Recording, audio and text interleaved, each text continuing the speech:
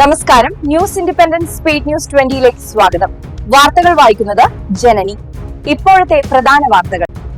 Baby formula തിരിച്ചുവിളിച്ചു.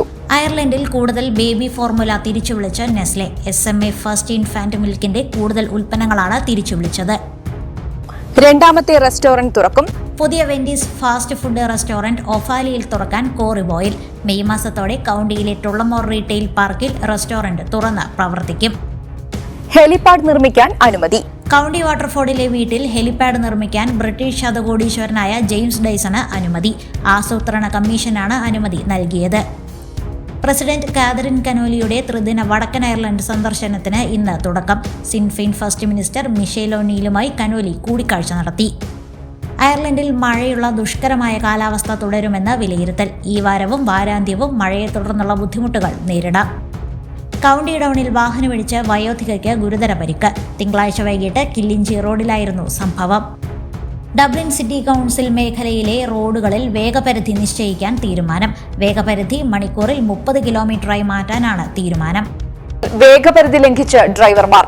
Bank വാരാന്ത്യ അവധിക്കാലത്തും നിയമം തെറ്റിച്ച് Irish ഡ്രൈവർമാർ. അവധി ദിനങ്ങളിൽ 3500 പേരെയാണ് വേഗപരിധി ലംഘിച്ചതിന് പോലീസ് അറസ്റ്റ് ചെയ്തത്.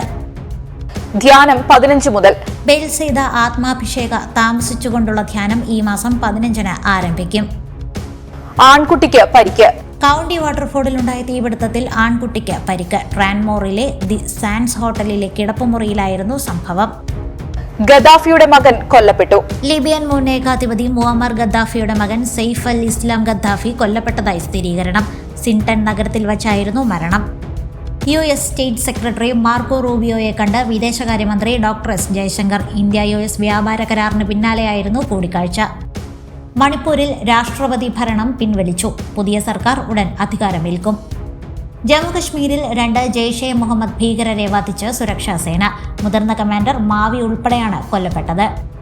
ചുരിദാർ ധരിച്ചെത്തിയ പ്രധാന അധ്യാപികയ്ക്ക് സ്കൂളിൽ പ്രവേശനം നിഷേധിച്ചതായി പരാതി. കൊട്ടാരക്കര നെടുവത്തൂർ ഈശ്വരവിലാസം ഹയർ സെക്കൻഡറി സ്കൂളിലായിരുന്നു സംഭവം.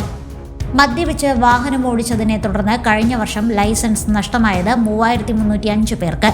കഴിഞ്ഞ വർഷം സെപ്റ്റംബർ വരെയുള്ള കണക്കുകളാണ് പുറത്തുവന്നത്. PCBക്ക് കത്ത്. ഇന്ത്യക്കെതിരായ T20 ലോകകപ്പ് മത്സരം ബഹിഷ്കരിച്ചാൽ നിയമ നടപടി നേരിടേണ്ടി വരുമെന്ന് ICC. ഇക്കാര്യം വ്യക്തമാക്കി പാകിസ്ഥാൻ ക്രിക്കറ്റ് ബോർഡിന് കത്ത് നൽകി. റാങ്കിങ്ങിൽ മുന്നേറി കിഷൻ. ICC T20 റാങ്കിങ്ങിൽ മുന്നേറി Indian opener Ishan Kishan. Batting റാങ്കിങ്ങിൽ 32-ാം സ്ഥാനത്താണ് ഇഷാനുള്ളത്.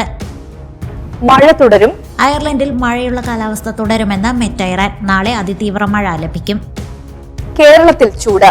കേരളത്തിൽ ചൂട് കൂടുമെന്ന് കാലാവസ്ഥാ നിരീക്ഷണ കേന്ദ്രം. പകൽ താപനില ഗണ്യമായി വർദ്ധിക്കും. കൂടുതൽ വാർത്തകൾക്കും വീഡിയോകൾക്കുമായി newsindependence.com എന്ന വെബ്സൈറ്റും ന്യൂസ് ഇൻഡിപെൻഡൻസ് ഫേസ്ബുക്ക്, ഇൻസ്റ്റഗ്രാം പേജുകളും വാട്സ്ആപ്പ്, യൂട്യൂബ് ചാനലുകളും സന്ദർശിക്കുക. ലൈക്ക്, കമന്റ്, ഷെയർ, സബ്സ്ക്രൈബ് എന്നിവ ചെയ്യുന്ന കാര്യം പരിഗണിക്കുക. നമസ്കാരം.